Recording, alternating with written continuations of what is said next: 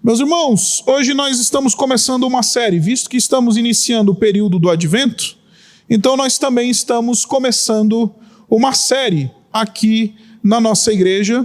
Esta série tem o título de Jesus Vintage.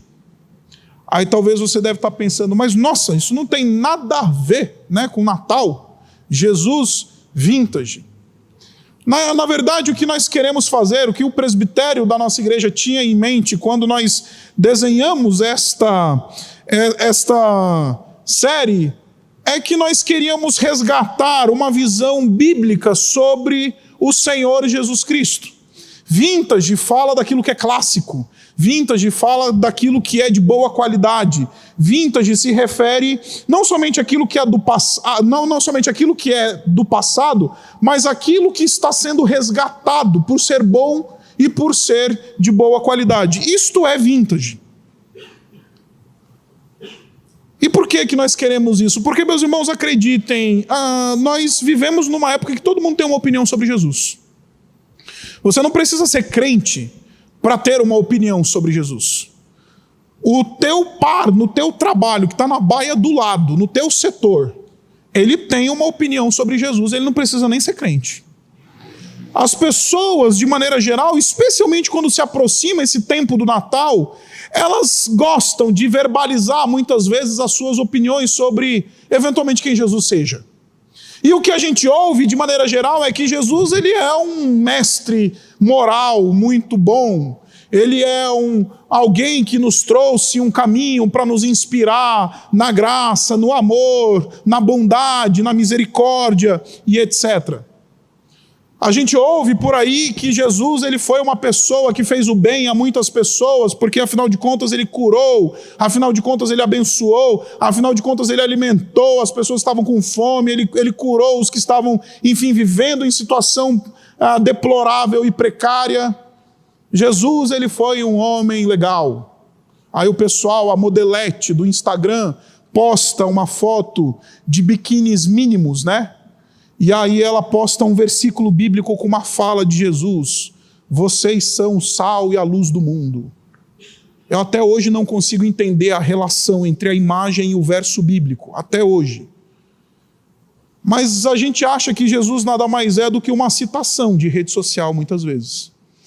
Que Jesus nada mais é do que um movimento da gente gabar ou arrotar, muitas vezes, uma espiritualidade que sequer temos. Quando a gente fala de Jesus vintage, a gente está querendo resgatar o Jesus da Escritura, porque no período do Natal não existe celebração de Natal bem-sucedida ou verdadeiramente bíblica que não tenha o Senhor Jesus Cristo no centro. A mesa do Natal, ela pode ser farta, pode ter 1, 2, 3 perus, pode ter farofa com maçã, farofa sem maçã, arroz com uva passa ou sem uva passa, pode ter isso ou aquilo. Mas se não tem Jesus, não passa de uma mesa. O amigo secreto da família, se não tem Jesus, não passa de uma troca de presentes. Se a celebração do Natal não tem Jesus, não passa de uma festividade comercial nos nossos dias. Por isso precisamos profundamente recuperar as nossas convicções acerca de quem seja o Senhor Jesus Cristo. Precisamos revisitar o que a palavra de Deus fala acerca do Senhor Jesus Cristo, pois se no Natal nós vamos celebrar Jesus, a pergunta que se levanta é: quem é o Jesus que celebramos? E nesta série, nessa minissérie de 4 domingos, nós vamos falar sobre o Jesus segundo o profeta Isaías. Lá em Isaías, no capítulo 9, no versículo 6, você não precisa abrir lá, o texto bíblico diz para nós que porque um menino nos nasceu e um filho se nos deu. Isaías estava profetizando a vinda do Senhor Jesus Cristo 700 anos antes do Senhor Jesus Cristo aparecer na história. Um menino nos nasceu e um filho se nos deu, e o governo está sobre os seus ombros, e o seu nome será Maravilhoso Conselheiro, Deus Forte, Pai da Eternidade e Príncipe da Paz. A Bíblia nos diz quem é Jesus. Ele é o maravilhoso conselheiro, ele é o Deus forte, Ele é o Pai da eternidade, o Pai eterno. Ele é o príncipe da paz. Esse é o Jesus que nós celebramos, não o Jesus superstar, não o Jesus guru, o Jesus com tons de coach, não o Jesus da modelete de Instagram, o Jesus da Bíblia. Esse é o Jesus que os cristãos devotam e tributam adoração durante o período do Natal.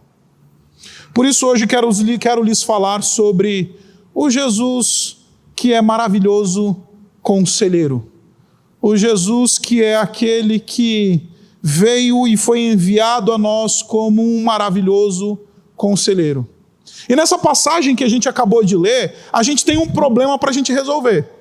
Porque nessa passagem, especialmente, Jesus é tudo. Pode até ser conselheiro, mas certamente aos nossos ouvidos, aos nossos olhos, não é maravilhoso.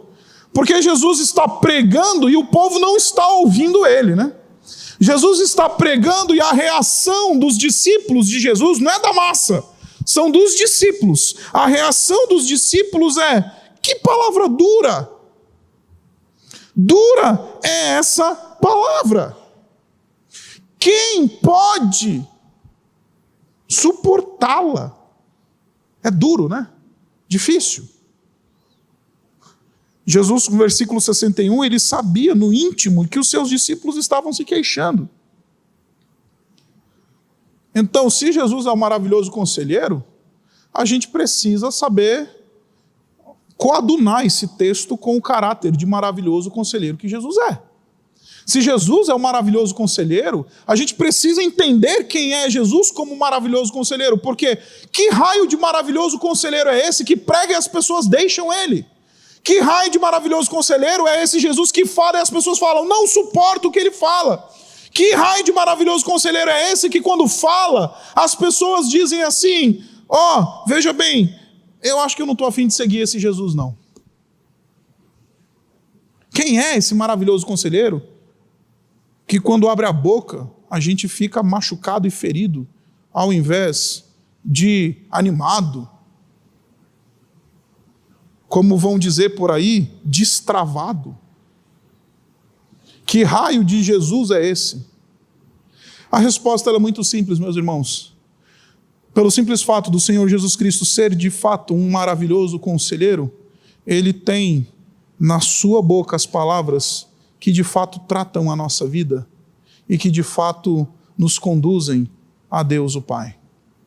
Ele é maravilhoso conselheiro porque na boca dele nós encontramos, ainda que muitas vezes palavras duras, nós encontramos a melhor maneira de viver.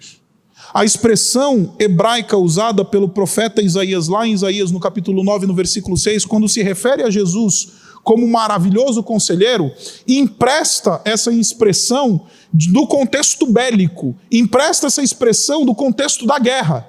Jesus é aquele exímio estrategista, você poderia traduzir assim também.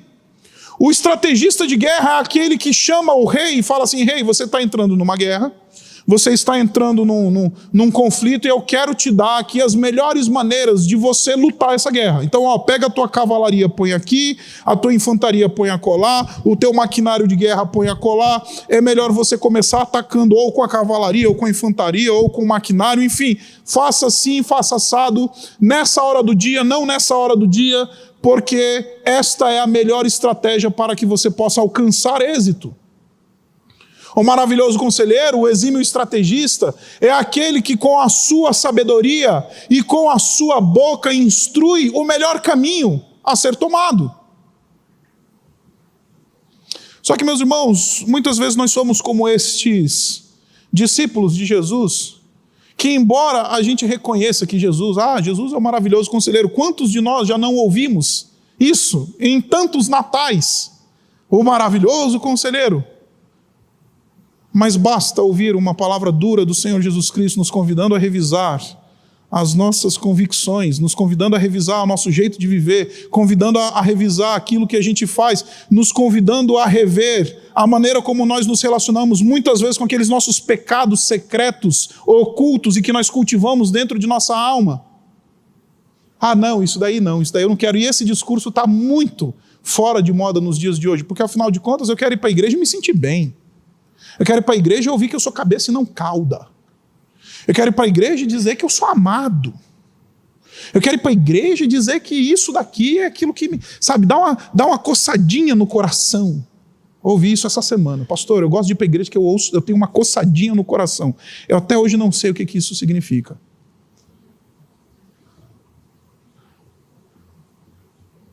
A pergunta que se levanta então é por que o discurso do Senhor Jesus Cristo incomodava tanto estes discípulos? Porque o Senhor Jesus Cristo denunciou muito duramente os interesses espúrios que estes homens e mulheres tinham ao se aproximar de Jesus.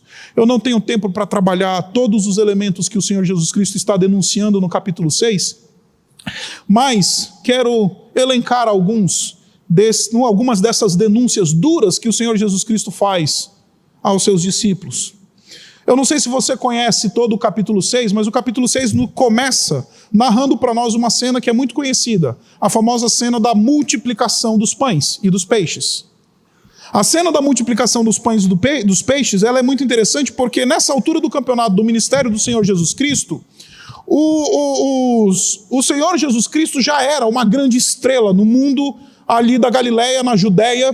Todo mundo já conhecia Jesus, todo mundo já tinha ouvido falar dos milagres e das maravilhas que o Senhor Jesus Cristo estava operando.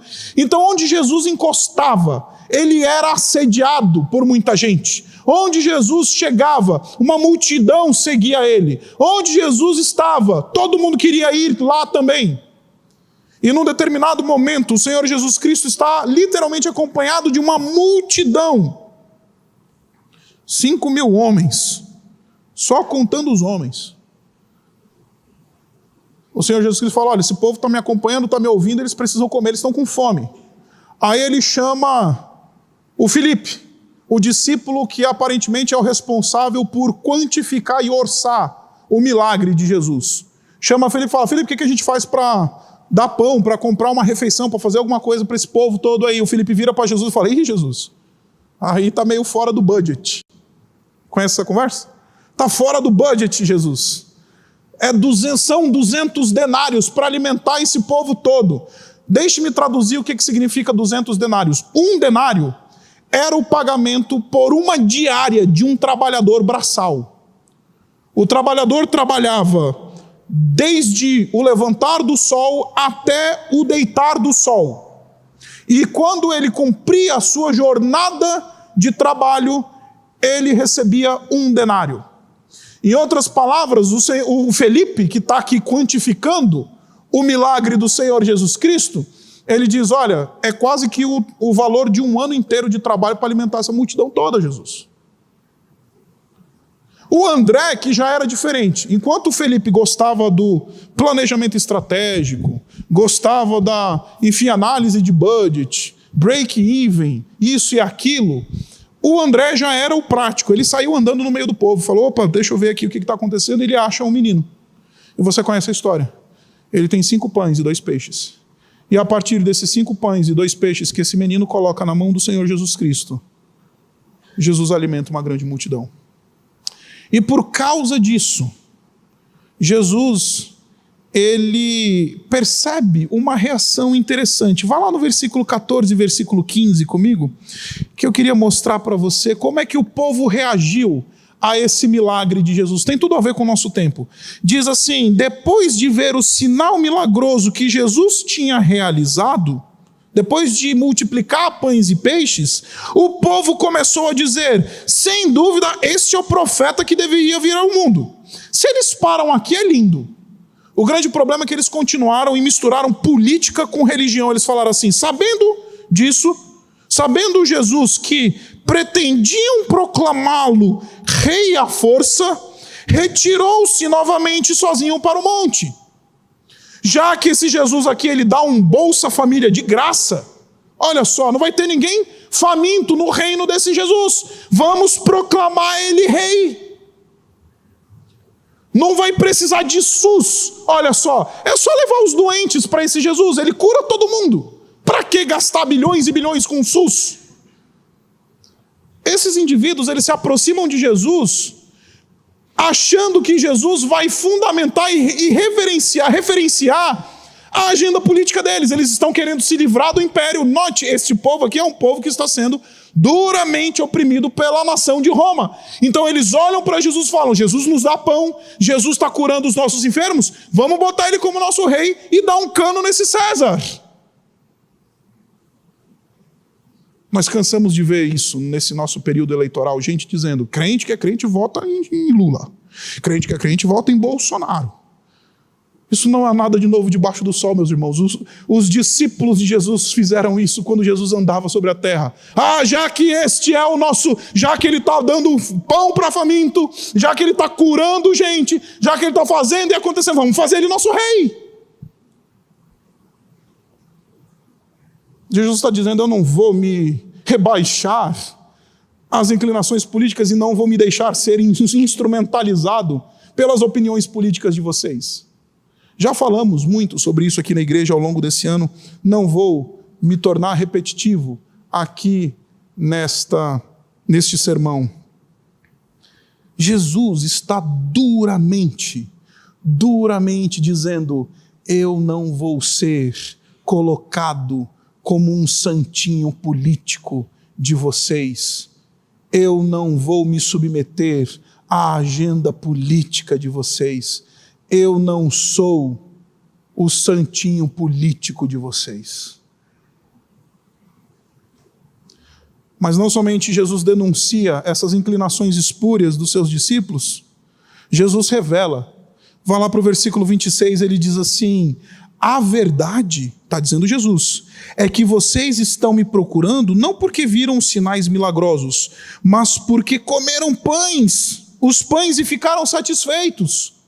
Vocês são absolutamente materialistas e vocês só vêm atrás de mim porque vocês acham que eu tenho alguma coisa para dar para vocês. Vocês querem que eu encha a barriguinha de vocês. O Deus de vocês não sou eu. O Deus de vocês é o próprio estômago de vocês. E eu sou o instrumento através do qual vocês querem conseguir aquilo que vai satisfazer a barriga de vocês. É isso que Jesus está dizendo para eles. Vocês estão me tratando como o gênio da lâmpada. Eu dou uma esfregadinha, eu participo da campanha, eu ajudo até no Natal missionário. Mas Jesus, tá vendo? Meu filho, paguei 12 meses de mensalidade, ele está quase reprovando. Faz isso não, Jesus.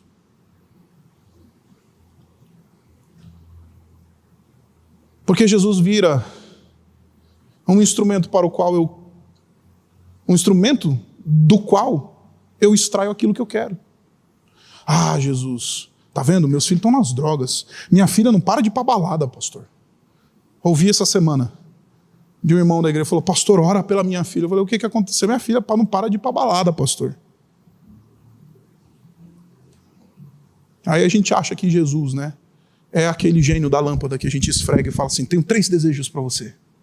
Qual que é o primeiro? Diz: eu quero que minha filha pare de ir na balada, eu quero que meu filho passe na escola, eu quero ter um carro novo, eu quero ter uma casa nova.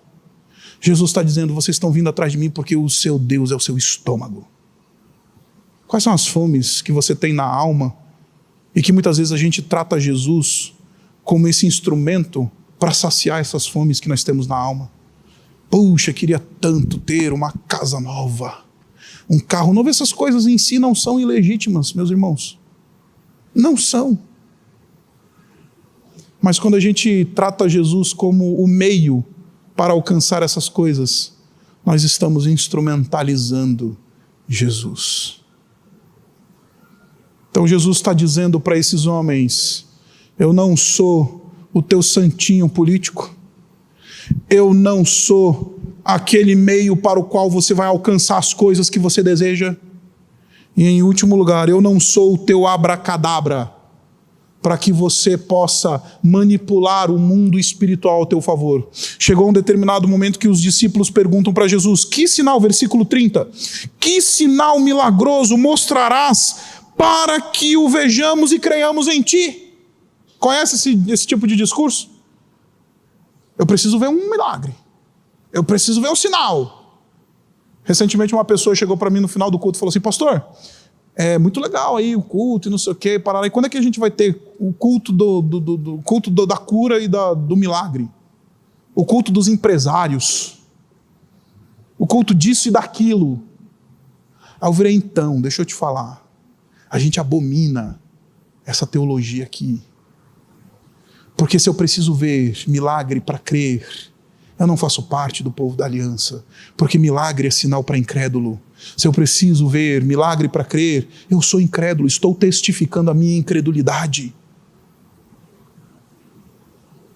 Estou assinando com letras garrafais que na verdade eu sou incrédulo. Eles estão virando para Jesus e falando: Jesus, faz aí um milagre aí para ver se a gente consegue crer em ti. Jesus, faz aí um milagre, faz aí um negocinho sobrenatural, dá um espetáculo aí, a gente vai crer em ti. Jesus está dizendo: não, eu não sou este que você acha que é, porque eu não sou esse santinho que você guarda no bolso e de repente você segura o santinho e faz assim para que o mundo espiritual ele atue a teu favor. Isso é mandinga, meus irmãos. Isso não é evangelho. Isso é macumba. Isso não é evangelho. Jesus não é uma receitinha espiritual para que as forças espirituais sejam manipuladas a nosso favor. Jesus está denunciando a incredulidade desses homens. Versículo 32. Não foi Moisés quem deu a vocês pão do céu, mas é meu Pai quem dá a vocês o verdadeiro pão do céu. Aqui Jesus está criticando a tradição religiosa deles. E está dizendo: olha, vocês aí, judeus, que são discípulos de Moisés, né, são herdeiros da fé de Moisés. Moisés é a grande figura da sua religião, então deixa eu te dizer, eu sou maior do que isso. É isso que Jesus está dizendo.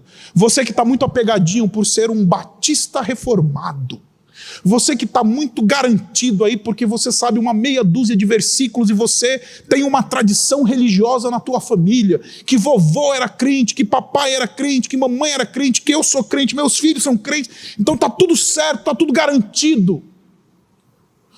Tradição sem Jesus é atalho para o inferno. E ela pode ser batista reformada, continua sendo atalho para o inferno.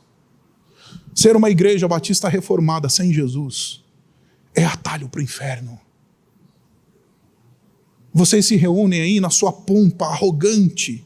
Vocês são judeus que dizem que são herdeiros da tradição de Moisés. Vocês estão dizendo por aí que vocês são isso e aquilo, povo eleito do Senhor.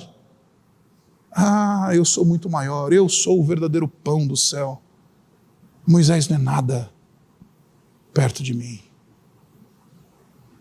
A sua tradição não te banca.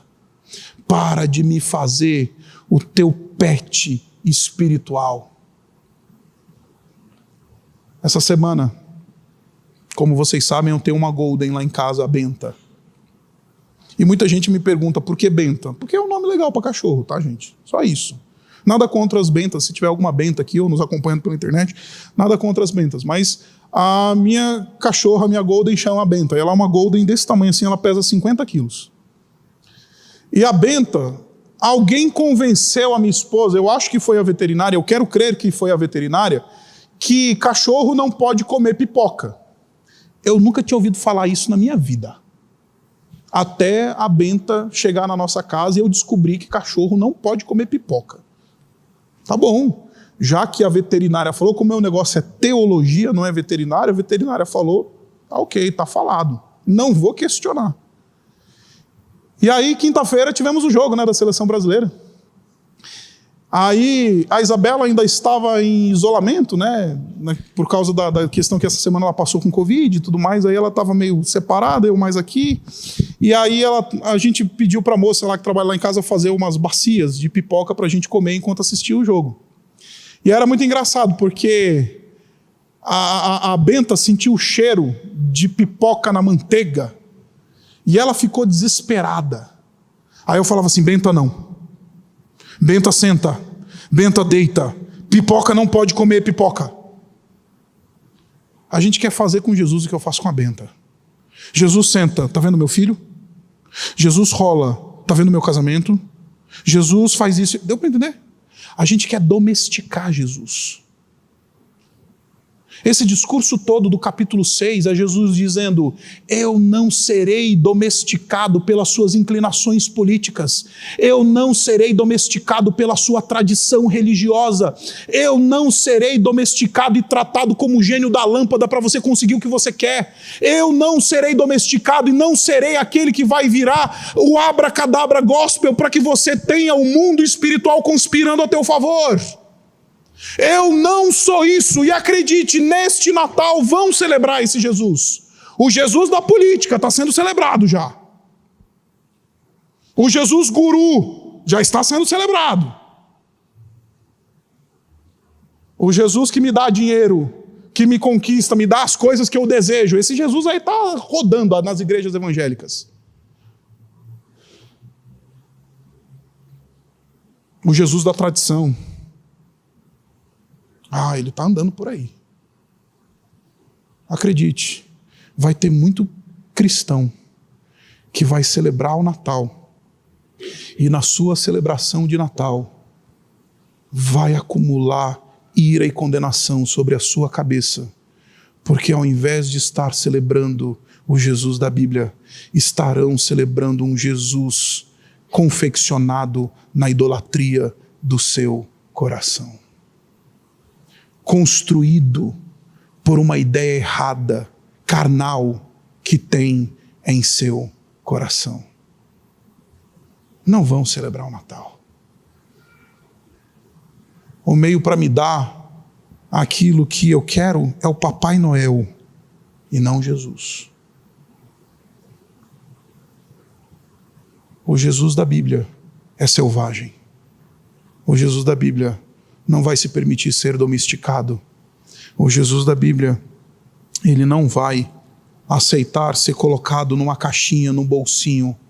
O Jesus da Bíblia não vai aceitar ser tratado como guruzinho e gênio da lâmpada. O Jesus da Bíblia, ele não vai se permitir ser colocado na coleira.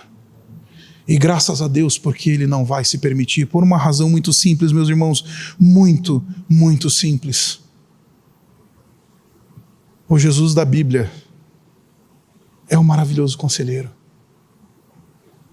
E porque ele é o maravilhoso conselheiro, ele fala, e ainda que ele esteja expondo a vileza do nosso coração, ainda que ele esteja expondo os movimentos espúrios do nosso ser, ainda que ele esteja expondo o fato de que a gente está indo para ele para receber algo de volta, isto é para o nosso bem. Isto é para que sejamos bem-sucedidos espiritualmente. Agostinho percebeu perfeitamente isso quando ele disse: feriste-me com a tua palavra, feriste-me, e então eu te amei. Só que eu e você não queremos mais ser feridos por Jesus, para amar Jesus profundamente. A gente não quer a fala dura de Jesus que trata o nosso coração, porque a fala dura de Jesus faz uma ressonância magnética da nossa alma, expõe e traz à luz os pecados ocultos do nosso coração. A fala de Jesus trata aquilo que está no nosso mais íntimo do ser, que muitas vezes nós nem revelamos aos nossos cônjuges. A fala de Jesus, ela trata profundamente a nossa interioridade, porque só um maravilhoso conselheiro pode fazer isso. Só um maravilhoso conselheiro pode falar: eu sei quem você é, eu conheço as tuas intenções. Então tem dois tipos de discípulos: os discípulos que ouvem a dureza do coração, a dureza da palavra do Senhor Jesus, e vão embora.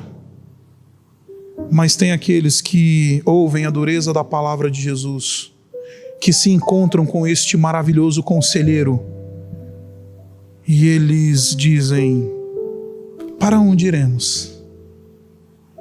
Quando o Senhor Jesus Cristo viu que os seus discípulos estavam lhe deixando, ele vira agora para os 12, os mais íntimos, versículo 67. Jesus perguntou aos 12: vocês também não querem ir? Pode ir. Vai. A construção grega da resposta de Pedro ela é linda, porque ela comunica uma ideia de absoluta inconformação com essa fala de Jesus. Ele está dizendo assim: como é que é, Jesus? Como é que você pode propor isso a nós, de que nós vamos para longe de ti? Ele responde: Senhor, para quem iremos? Note que ele não diz para onde iremos, ele diz para quem iremos. Porque cristianismo verdadeiro é se encontrar com um alguém, e não com uma religião, não com um discurso, não com uma ideia bem elaborada. O discurso, o que Pedro está dizendo para a gente, é que cristianismo verdadeiro é encontrar um alguém. Para quem iremos, Jesus? Só tu és o maravilhoso conselheiro. Só na tua boca a gente vai encontrar a sabedoria para a gente viver. Só na tua fala a gente vai encontrar o tratamento para a nossa alma. Só na tua pronunciação, quer seja ela doce, quer seja ela dura, nós vamos encontrar o sustento para a gente poder viver. É irracional pensar te deixar, Jesus. Para onde iremos? Para quem iremos? Tu tens as palavras de vida eterna. Só tu és o maravilhoso conselheiro. Na mente de Pedro é insanidade querer viver sobre este mundo sem ter a voz do Senhor Jesus orientando, sem ter esse exímio estrategista nos guiando e nos tratando. Na mente de Pedro é insanidade absoluta andar sobre essa terra e não ter os passos guiados pelo maravilhoso conselheiro. Jesus, que insanidade é essa? Para quem iremos? Não tem outro maravilhoso conselheiro. Agora note, ele continua. E no final desse versículo a gente encontra talvez o grande segredo dessa passagem. Porque a gente normalmente para aqui, no versículo 68, e diz: tu tens as palavras de vida eterna e ponto.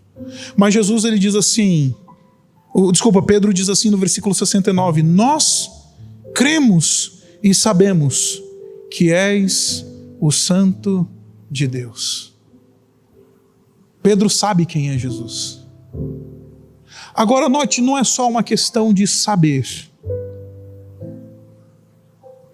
Porque acredite, eu não quero que você saia daqui essa noite, desta igreja, eu não quero que você desligue essa transmissão falando: agora eu sei. Porque vida cristã não é sobre saber. Aquele que sabe, mas não vive de acordo com aquilo que sabe, o Senhor Jesus Cristo vai chamar de diabo. Olha o que diz o versículo 70. Então Jesus respondeu: não fui eu que os escolhi os 12? Todavia um de vocês é um diabo. Ele está falando de Judas, que sabia quem era Jesus, mas ainda não tinha sentido em fé isso no seu coração. Saber não é suficiente, meus irmãos. Saber não é suficiente. É necessário crer. A diferença entre um diabo que sabe e um discípulo que crê é simples, muito, muito simples. É a fé, é ter descido para o coração. Eu não quero que você saia daqui essa noite sabendo quem é Jesus. Eu quero que você saia daqui essa noite crendo em quem Ele é, porque é isso que diferencia um diabo que sabe e um discípulo que crê. E meus irmãos, isso pega profundamente para nós, isso se aplica profundamente a nós por uma razão muito, muito, muito simples. Muito simples. Nós somos uma igreja que o pessoal gosta de falar por aí: puxa vida, a igreja teológica, o pessoal lá sabe das coisas. Os pastores todos têm diploma de teologia, mestrado, doutorado e não sei o que, lá. E sabem, nós corremos um risco tremendo de, como uma igreja que tem uma chamada grife teológica que eu odeio, eu acho ela maldita, de nos tornar uma igreja de diabos que sabem.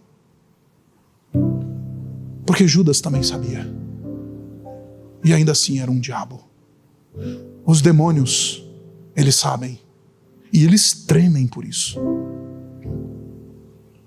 Qual que é a diferença entre um diabo que sabe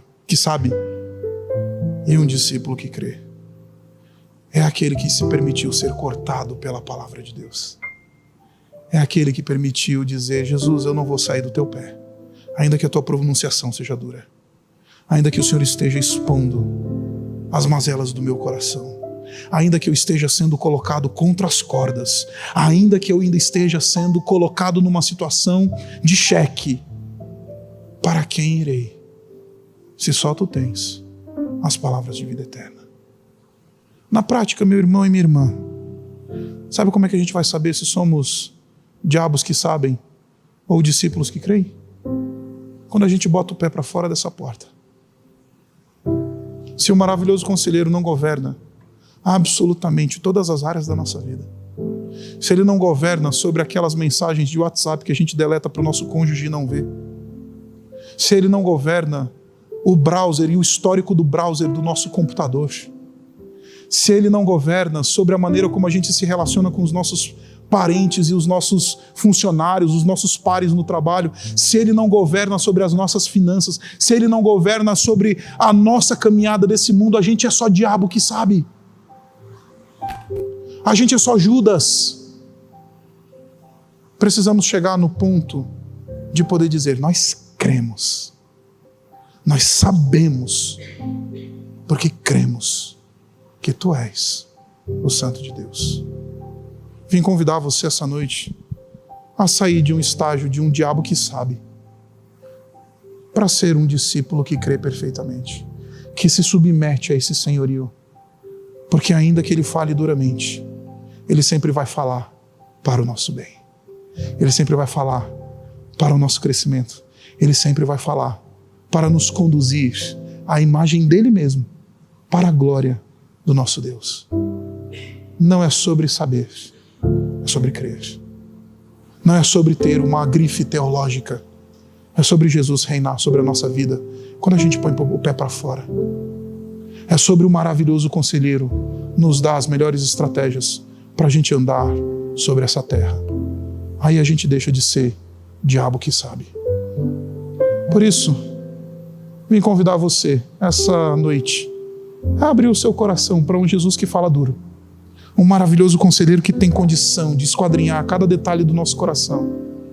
Mas ainda que ele fale duramente, ele o faz para a nossa redenção. Ele o faz para o nosso tratamento. Ele o faz para o nosso bem. Abaixe sua cabeça. Vamos orar. Deus bendito, obrigado. Obrigado por Jesus. Obrigado porque Ele revela e expõe as mazelas do nosso coração. Ah, Pai, não queremos ser uma igreja de diabos que sabem. Nos livra disso. Nos livra de ser apenas aqueles que sabem. Queremos que isso atinja profundamente o nosso coração. Queremos que isso chegue em nós e produza fruto de transformação. Queremos que o maravilhoso conselheiro penetre no mais profundo da nossa alma e revele aquilo que precisa ser tratado.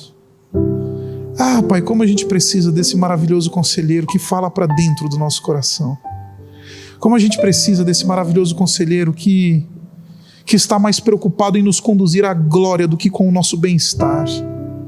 Que está mais preocupado em nos fazer filhos dignos da vocação que recebemos, do que nos colocar num conforto eclesiológico, evangelical, gospel. Ah, Pai, não permita isso. Sopra o Teu Espírito essa noite, sobre mim, sobre os meus irmãos aqui. Cansamos de ser diabos que sabem. Isso é infrutífero. Isso nos faz andar por caminhos que nos destroem. A gente precisa do maravilhoso conselheiro. Por isso, essa noite perguntamos: para quem iremos, Jesus? Se só Tu tens as palavras de vida eterna. Nele nós oramos. Amém.